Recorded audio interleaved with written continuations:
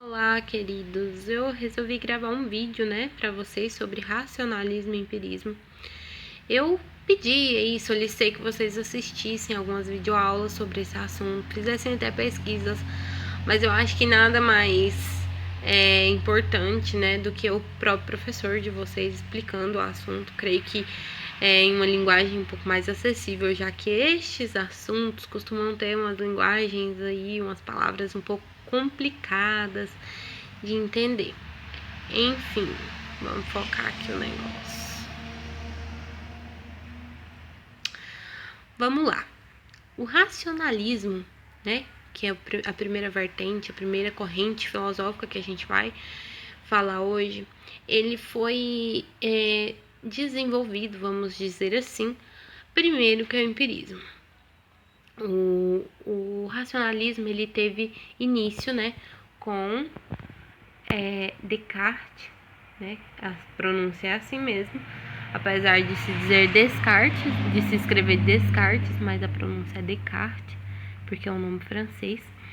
Ele foi o primeiro filósofo, a falar sobre racionalismo, seguido depois por Spinoza e Leibniz, certo?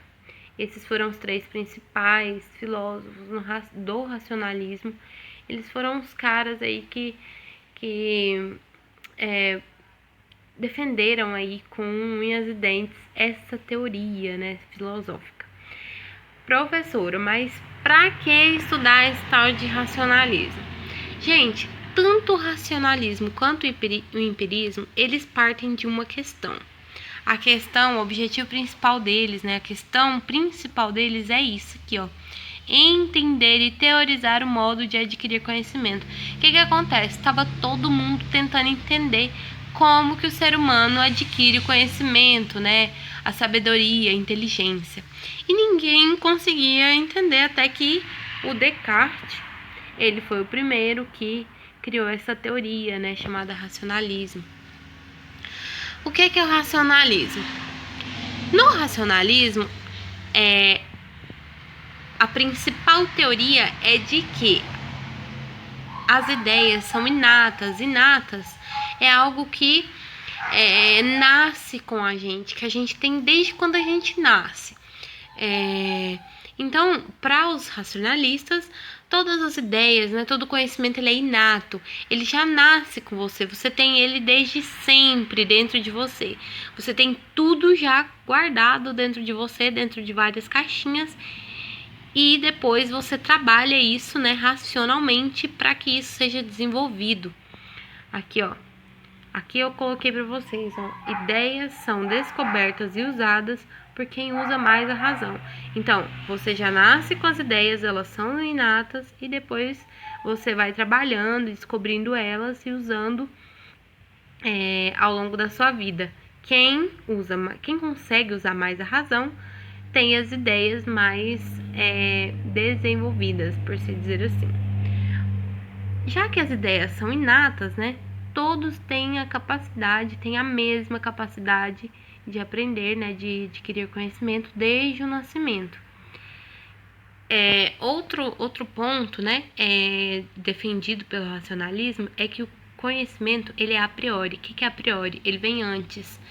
Ou seja, antes mesmo de nascer, você tem conhecimento. Você nasce já pronto para viver. Só basta desenvolver aquilo ali que está dentro de você racionalmente. Outro ponto também que é uma questão, que era muito falada na época era a seguinte: por que então alguns são mais inteligentes que os outros ou conhecem mais que os outros? A resposta que o racionalismo tem para isso é porque alguns exercitam melhor o conhecimento que já existe dentro de si. Então, se alguns exercitam melhor, eles têm mais conhecimentos ou são mais inteligentes. Se outros não exercitam, eles são menos inteligentes. Portanto, conhecimento está dentro de todo mundo, só basta exercitar, certo? Outro ponto também é que todas as ideias têm origem na racionalidade. Então, tudo é levado de uma maneira racional. Sentimentalmente, vivências adquiridas, né, por todos os sentidos, como a gente vai ver agorinha no empirismo, elas não têm valor nenhum. Tudo é racional, tá? Tudo que você adquire é racionalmente, nada é sentimentalmente, certo? Nada é adquirido sentimentalmente. Outro ponto, né, que tá aqui, é que a experiência prática, a nossa vida prática, né, não tem valor nenhum. Ou seja, o empirismo não tem valor nenhum, porque empirismo é isso, é a experiência prática. É a nossa vivência, né? Ou seja, o que você aprendeu, né, e ao longo da sua vida, suas experiências de vida, não tem valor nenhum, não presta para nada. E sim o que é racional, o que é razão. E depois a gente vem pro empirismo, né? Que trata do conhecimento a posteriori. Se o racionalismo é a priori, ou seja, antes, para o empirismo, o conhecimento é posteriori, ou seja, ele vem depois, ele vem conforme você vai vivendo. É chamado também do conhecimento dos sentidos, porque todos os sentidos que você tem, ele é válido, sabe? A experiência que você tem ao longo da sua vida em todos os sentidos, nos 5 sentidos também do seu corpo, né? Vai contribuir para o seu conhecimento. O cheiro que você sente na sua infância, as experiências visuais que você tem, tudo isso contribui para o seu conhecimento, segundo o empirismo, né? Depois a gente tem aqui uma frase, nossa, conhecida por todo mundo, né? Que é a frase: o ser humano é uma tábula rasa. Ou seja, o ser humano, ele nasce, como uma folha em branco. E essa folha, ela vai sendo escrita, né? Conforme a gente vai vivendo, conforme a gente vai conhecendo as coisas, né?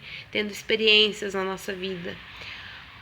Aqui a gente tem o Locke e o Hume, que é os principais filósofos dessa vertente do empirismo.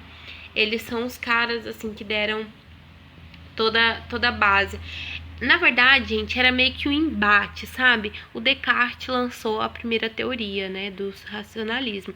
Aí o Locke foi lá e falou assim: não, esse cara não tá certo. Não tá certo, isso aí não tem o menor sentido. E foi lá e refutou tudo que o Descartes tinha escrito. Depois o Spinoza, ele foi e refutou o Locke, né? Então era um bate e volta, um refutando o outro. Depois foi o Hume, depois o Leibniz. E depois veio o nosso cara, né, que a gente tem estudado aí, que é o Immanuel Kant. Esse cara, ele veio e falou assim: não, gente, chega, chega de briga, vamos organizar esse negócio aqui. E a intenção dele era solucionar esse embate. Não tem isso de o racionalismo é melhor do que o empirismo. Vamos tentar colocar aqui o negócio no meio termo, né? E ele foi e criou, né, o tal do juízo sintético a priori. Então, ele defende que as nossas vivências, né, as nossas experiências são sim importantes, né? O nosso juízo sintético, o que a gente vive, é sim importante, mas ele é adquirido desde muito antes, né, da gente nascer. A gente já nasce com essa tendência a viver essas experiências. É isso que o Kant defende. Então, Kant, ele não está nem para o racionalismo, nem para o empirismo. Ele está no meio, tentando solucionar a briga aí da galera, tá? É isso, né? A explicação é essa. Responda às atividades baseadas nessa explicação que eu fiz aqui para vocês. Desculpem aí se houve algum erro, né? Essa tremedeira aí da mão filmando.